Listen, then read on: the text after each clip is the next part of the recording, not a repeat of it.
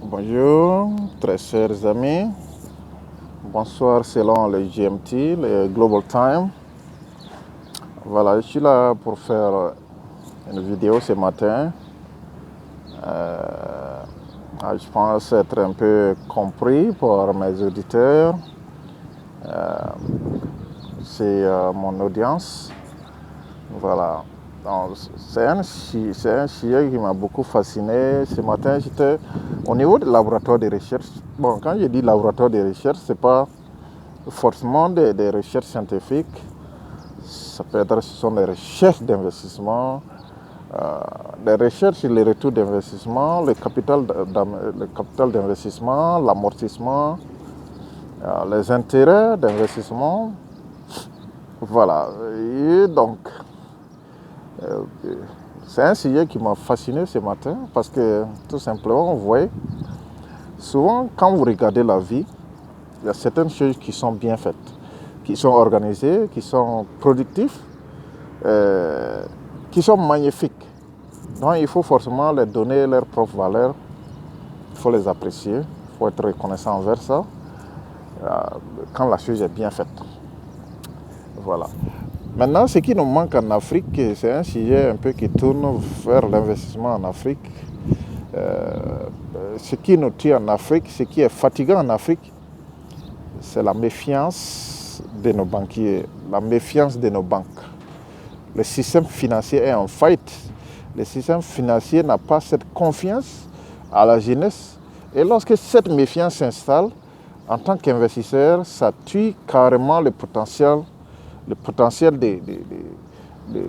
c'est lui-même les start-upers. Ça tue son potentiel. Vous voyez, nos banquiers ne croient pas à la jeunesse. Nos banquiers ont des problèmes à croire en cette jeunesse-là. Mais maintenant, tu amènes une idée, soit peut-être l'idée ne sera pas bien reçue, ou bien l'idée sera volée, ou bien encore, pire, ils vont te donner des conditions qui ne sont même pas nécessaires, des conditions irréalistiques, des conditions qui ne sont même pas bonnes dans le système financier, dans le système d'investissement. Ça tue. Vous voyez, ce matin, j'étais en train de regarder un documentaire, c'est un Français qui a débarqué au Sénégal, à Dakar, avec en main 50 000 $. Il a démarré avec un hôtel, il n'a même pas terminé l'année. Il a reçu d'investissements venant des institutions financières parisiennes. Vous voyez? Donc il a démarré, son premier auberge, deuxième hôtel. Il a couvert Abidjan, Gabon, Libreville, Lomé, Togo, Niger, Mali. Actuellement, il est devenu une multinationale. Et bon, quand je prends cet exemple, l'exemple m'a choqué, bon, pas choqué dans le sens négatif, mais dans le sens positif, le fait que leur banque soit à l'épitome de donner de la confiance à la jeunesse française. Quand vous regardez la Côte d'Ivoire, quand vous prenez la Côte d'Ivoire, vous regardez les grandes banques multinationales, les Accor Hôtel, les Splendid Hôtel, les trucs, tous ces grandes marques-là, c'est des marques françaises. Et c'est des marques qui ont été financées par des banques françaises. Vous prenez des grandes boulangeries, des grands restaurants, et Hôtel Ivoire même a été cédé. Je pense que Hôtel Ivoire a été cédé tout récemment à un groupe français. Vous prenez Radisson. Radisson aussi a été cédé.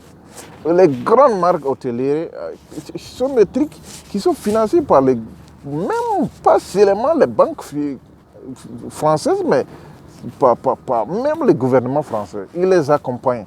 Mais nos banquiers, tu pars, premièrement, ils vont te donner des conditions qui ne sont même pas bonnes, des conditions qui vont te permettre de ne pas aller nulle part, d'aller nulle part. Et aussi, peut-être même si ça essaie de te financer, les taux d'intérêt sont élevés et encore, le montant qu'ils vont t'accorder, ce n'est pas un montant qui peut vraiment t'accompagner jusqu'à la finition. Ça tue la jeunesse. Donc c'est un message très fort à nos banquiers, à nos systèmes financiers d'Afrique, que bon, nous sommes totalement en faillite. Et c'est quelque chose qu'il faut corriger. Il faut avoir confiance à votre jeunesse. Quelqu'un qui a un projet d'une valeur de 60 millions pour être réalisé, mais soyons au sérieux. La personne ne pourra pas seulement se contenter de son salaire pour pouvoir réaliser ses projets. Parce qu'une fois que ce que nos gens ne comprennent pas, une fois que la personne réalise, c'est un investissement, pas seulement que l'investissement des affaires que vous voyez, mais c'est un investissement social aussi. Premièrement, les contrats que les maçons vont faire, les manœuvres, et puis deuxièmement aussi, les gens qui vont venir travailler à l'hôtel sont des gens qui auront des salaires, des rémunérations qui vont permettre de nourrir leur famille. Vous voyez? Donc c'est un capital, c'est un investissement social aussi, ce côté social que bon, nos banquiers aussi ne savent pas de voir. Mais maintenant, si vous refusez d'accompagner cette jeunesse, parce que c'est une jeunesse qui voyage beaucoup, là, les Africains voyagent beaucoup, ils voient la réalité, la modernité qui est là, et les hubs qui sont là dans d'autres pays. Mais s'ils essaient de les installer et que bon, vous ne les accompagnez pas et que nous sommes là aussi dans le système traditionnel, il faut forcément dépasser ce système traditionnel. Parce que vous allez voir des gens qui vont investir, mais ce sont aussi des choses, des immeubles traditionnels, c'est les mêmes designs qui sont là, c'est pas joli. Ça n'a pas de luxe. Mais vous voyez, ça nous amène à nulle part. Voilà, donc il faut revoir ce côté. Et puis bon, je vais terminer cette vidéo, à peu près 7 minutes, je ne vais pas dépasser ça beaucoup. Donc voilà, il faut qu'on se ressaisisse. Et ceux qui sont banquiers et comprennent les systèmes, il faut que vous accompagniez cette jeunesse. Merci.